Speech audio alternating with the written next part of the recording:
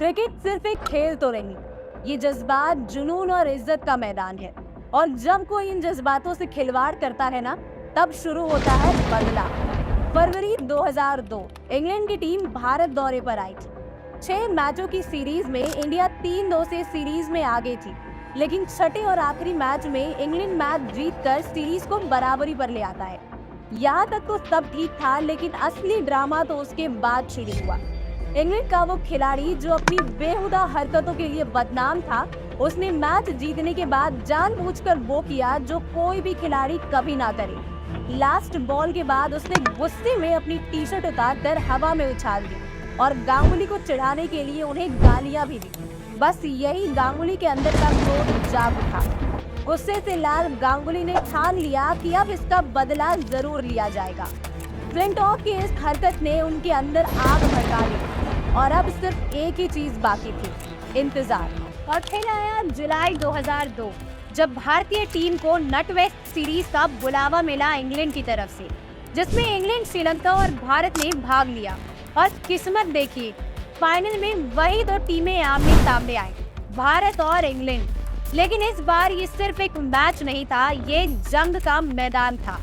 हर भारतीय की निगाहें इसी मैच पर टिकी थी, क्योंकि जिस दिन फ्लिंटॉक ने अपनी बेहयाई की सारी हदें पार की थी, उसी दिन से हर भारतीय के दिल में इस दिन का इंतजार था।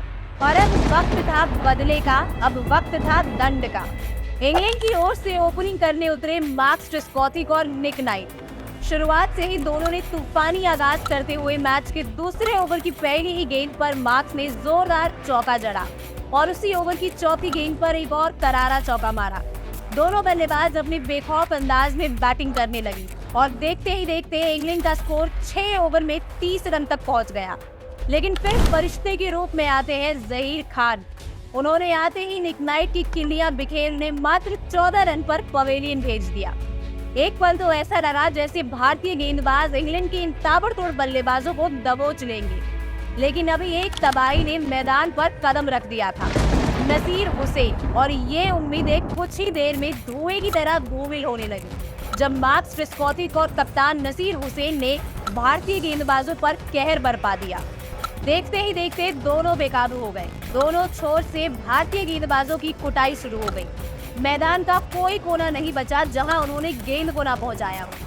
भारतीय कप्तान सौरव गांगुली और उनके गेंदबाजों ने तरकश के सारे तीर चला डाले, लेकिन कोई भी निशाने पर नहीं लगा। ऐसा लग रहा था जैसे दोनों बल्लेबाज रुकने के लिए तैयार ही नहीं थे।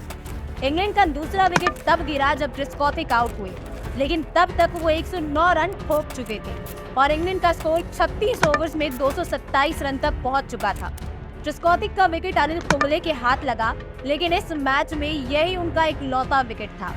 फिर आया वही फ्लिंटॉक, जिसकी नापाक हरकत हमने आपको शुरू में ही दिखाया था। इसने इंग्लैंड के आक्रामक रवैये को गिरने ही नहीं दिया और मात्र 32 गेंदों में 40 रन ठोक दिए। वहीं दूसरी तरफ नसीर हुसैन के शानदार शतक के बदौलत इंग्लैंड ने 325 का पहाड़ जैसा स्कोर खड़ा कर दिया।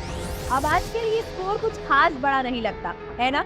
लेकिन उस वक्त ओडीआई क्रिकेट के 31 साल के इतिहास में 300 के ऊपर का स्कोर सिर्फ 7 बार ही चेज हुआ था और अब 325 का टारगेट चेज करना था, वो भी विदेशी मैदान पर, और उस पर फाइनल मैच का प्रेशर। पूरा इंडियन ड्रेसिंग रूम निराशा में डूबा हुआ था, कंधे झुके हुए, चेहरे पर हार की झलक। ऐसा लग रहा था जैसे लगभग हर खिलाड़ी ने मन ही मन हार मान ली थी, सिवाय एक शख्स के, जिसके आंखों में था गुस्सा और इस दिन का बेसब्री से इंतजार। जी हाँ, दादा। भारत की ओर से गांगुली और सहवाग ओपनिंग पर आते हैं और फिर शुरू होता है तांडव। सौरव गांगुली और वीरेंद्र सहवाग ने भारत को ताबड़तोड़ शुरुआत दी। भारत के इन ओपनर्स ने मानो मैदान पर तूफान खड़ा कर दिया। बिना कोई विकेट खोए सिर्फ 10 ओवर में 67 रन ठोक दिए। रनों के इस लूट ने इंग्लैंड के खेमे में हलचल मचा दी थी और इंग्लैंड के फील्डर सिर्फ दर्शक बनकर तमाशा देख रहे थे। भारत को वो शुरुआत मिल चुकी थी जो चेस को एक नया मोड़ देने वाली थी। दादा तो मानो T20 खेल रहे हूँ। मात्र 34 गेंदों में उन्होंने अपना अर्धशतक पूरा कर लिया और सहवाग अपने ही अंदाज में थे। दोनों ने मिलकर 14 ओवर्स में ही स्कोर को 106 रन पर पहुंचा दिया। लेकिन 15वें ओवर की तीसरी गेंद पर भारत को पहला झटका लगा। सौरभ गांगुली, जिन्होंने 43 गेंदों में 60 रनों की तूफानी पारी खेली, अपना विकेट गंवा बैठे। यहीं से शुरू होती है भारतीय बल्लेबाजों के पतन की दर्दनाक कहानी। इसके बाद एक एक कर वीरेंद्र सहवाग 45, दिनेश मोंगिया 9, सचिन तेंदुलकर 14 और राहुल द्रविड़ सिर्फ 5 रन बनाकर पवेलियन लौट गए। 24 ओवर के अंत तक स्कोरबोर्ड पर सिर्फ 146 रन थे और भारत के टॉप 5 बल्लेबाज अब पवेलियन में बैठकर सिर्फ मैच की हार का तमाशा देख रहे थे। भारत हार की दहलीज पर खड़ा था। भारतीय दिग्गज सचिन, सौरभ और द्रविड़, जो उस दौर में भारत की जीत की गारंटी माने जाते थे, अब मैदान से बाहर थे। उनके जाने का मतलब था भारत की हार का कड़ा संदेश। ऐसा लग रहा था कि भारत की विजय अब असंभव हो चुकी थी। जब जीतने की कोई उम्मीद ही नहीं बची थी तो अचानक सारा प्रेशर हवा हो गया। टीम बस नए नवेले यंगस्टर्स का परफॉर्मेंस देखने के लिए बैठ गई। यंगस्टर युवराज और कैफ, जिन्होंने आज तक खुद को साबित करने का मौका ही नहीं पाया था। कैफ, जिसे नासिर हुसैन बस ड्राइवर बुलाकर स्लेज कर रहा था, और दूसरी ओर युवराज, जिनकी पारी की शुरुआत में ही ट्रिस्कॉथिक की गेंद उंगली पर लगकर फ्रैक्चर कर चुकी। युवराज को तो बैट पकड़ने तक में मुश्किल हो रही थी, लेकिन फिर भी वो डटे हुए थे। उधर रिक्वायर्ड रन रेट अब 8 के ऊपर पहुंच चुका था। हर कोई मान चुका था कि ये मैच तो इंग्लैंड की झोली में जाने वाला है, लेकिन इस किताब का आखिरी चैप्टर अभी बाकी था दोस्तों। कैफ और युवराज ने पहले थोड़ी देर अंग्रेजों पर नजर रखा, मानो उनका हर कदम तौल रहे हो, और फिर जैसे ही सही वक्त आया, इन्होंने उनकी क्लास लेना शुरू कर दिया। जहां एक और इंग्लैंड जीत की ओर बढ़ता नजर आ रहा था और भारत की हार लगभग पक्की मानी जा रही थी, वहीं युवराज और कैफ की जोड़ी ने अंग्रेजों की उम्मीद को तहस नहस करना शुरू कर दिया। मानो वो कह रहे हो अभी खेल खत्म नहीं हुआ है। लेकिन 42वें ओवर की चौथी गेंद पर जब युवराज सिंह ने कॉलिंगवुड की गेंद पर जोरदार प्रहार करने की कोशिश की, वो कैच आउट हो गए। लेकिन युवराज ने 63 गेंदों में 69 रनों की धमाकेदार पारी खेलकर भारत की जीत की उम्मीद को जिंदा रखा। जब युवराज आउट हुए तब भारत 6 विकेट पर 267 रन बना चुका था, लेकिन अब भी 50 गेंदों में 58 रनों की दरकार थी। पूरा देश सांस थामे बैठा था और मैदान में बचा था वो लड़का जो लॉर्ड्स के मैदान पर अपना सब कुछ झोंक रहा था, कैफ के कंधों पर अब सारा भार था और हर भारतीय की नजरें उसी पर टिकी थी।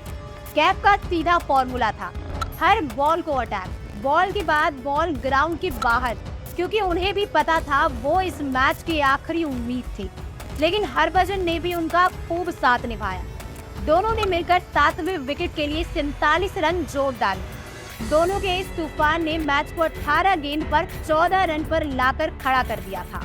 मैच में अब भारत का पलड़ा भारी लगने लगा, लेकिन तभी फ्लिंटॉप आया, जिसको अभी भी हार मंजूर नहीं थी। आते ही उसने 3 बॉल के अंदर भज्जी और कुंबले को चलता कर दिया। भारत का स्कोर अब 315 रन पर 8 विकेट गिर चुके थे। भारत को जीत के लिए अब 12 गेंदों में 11 रन चाहिए थे। वहीं इंग्लैंड को जीत के लिए भारत के 2 आसान विकेट। 49वें ओवर में स्ट्राइक कैफ के पास थी और कैफ ने डेरिन गॉफ के ओवर में 10 रनों की लूट मचा दी। पूरा स्टेडियम अब सांसें रोककर इस रोमांचक मुकाबले को देख रहा था। अब आखिरी 6 गेंदों में सिर्फ 2 रनों की जरूरत थी, लेकिन स्ट्राइक अब कैफ के हाथ से निकलकर जहीर खान के पास जा चुकी थी। ये वो पल था जब हर भारतीय फैन की धड़कनें तेज हो गई थी। कैफ के होते जीत पक्की लग रही थी, लेकिन अब जहीर के कंधों पर दबाव था और सामने इंग्लैंड की टीम जीत छीनने के लिए आखिरी दाव खेलने को तैयार खड़ी थी। और बॉल गई फिर फ्लिंटॉप के हाथों में। फिर से करीब करीब वही कहानी जिसमें भारत को वानखेड़े में हार दिलाई थी। और अब लॉर्ड्स। इसी बीच पहली गेंद आई और जहीर खान ने रन लेने की कोशिश की, लेकिन कैफ ने उन्हें वापस भेज दिया। तभी फ्लिंटॉप जहीर के पास आकर एक टप उन्हें घूरने लगा, मानो उसकी निगाहें कह रही हो ये तेरा आखिरी मौका है। जहीर, जो पहले ही पूरी इंग्लिश टीम से घिरे हुए थे, उनके चेहरे पर नर्वसनेस साफ नजर आ रही थी। अगली गेंद और पूरी इंग्लिश टीम ने एक साथ जबरदस्त अपील की, लेकिन अंपायर ने उसे ठुकरा दिया। सौरभ गांगुली लॉर्ड्स की बालकनी में बैठे ये सब सख्त निगाहों से देख रहे थे। उनकी आंखों में गुस्सा साफ झलक रहा था, मानो भगवान से प्रार्थना कर रहे हो एक बार काफी था, अब दोबारा नहीं। लेकिन तीसरी गेंद जहीर खान के बल्ले से सटीक कनेक्ट होती है और दोनों भारतीय बल्लेबाज दौड़ पड़ते हैं। पूरे स्टेडियम में सांसें थमी हुई थी, लेकिन जहीर और कैप ने बिजली जैसी तेजी से दौड़ते हुए आखिरकार दोनों रन पूरा कर लिया। इसी के साथ लॉर्ड्स के मैदान से लेकर बालकनी तक जोश और जश्न का तूफान शुरू हो गया। एक तरफ क्लिंटॉफ पिच पर अपना सर झुकाए बैठा था, वहीं दादा अपनी टी-शर्ट उतार लॉर्ड्स की बाउंड्री पर जो उसके झुके सिर के सामने सेलिब्रेशन करते हैं, वो दिखाता है कि रिवेंज कैसे लिया जाता है। इस लम्हे को आज भी क्रिकेट के मोस्ट आइकॉनिक मोमेंट के रूप में याद किया जाता है। तो आपको ये बदला कैसा लगा कमेंट में जरूर बताएं और वीडियो को लाइक और चैनल को सब्सक्राइब करना बिल्कुल ना भूलें।